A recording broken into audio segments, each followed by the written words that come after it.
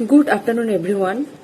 কথাটা হচ্ছে আমরা সবাই জানি যে আমাদের ওয়েস্ট বেঙ্গলে কি হচ্ছে এখন। আরজি কর কলেজ, মেডিকেল কলেজ থেকে মৌমিতা দেবনাথ, মানে জানি না টাইটেলটা ভুল হতে পারে, কিন্তু মৌমিতার যে ঘটনাটা হলো, ডক্টর মৌমিতার, এরকম তো যে কোনো মেয়ের হতে পারে।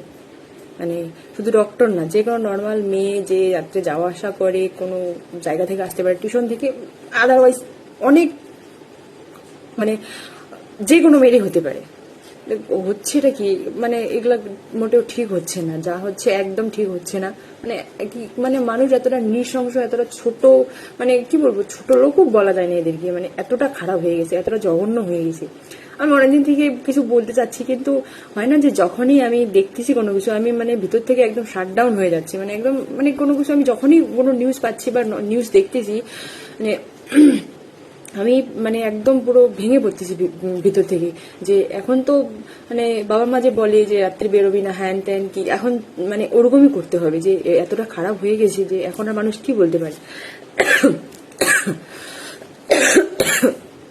যাই হোক, সরি, কাশি হচ্ছে। তো মানে 78 স্বাধীনতা দিবস গেল, কিন্তু সেইভাবে মন থেকে কাউকে উইশ করার মতো মানে এসেছিল না। আমি একটা পোস্ট করছি, যাই হোক, আমরা এর জাস্টিস চাই, বিচার চাই।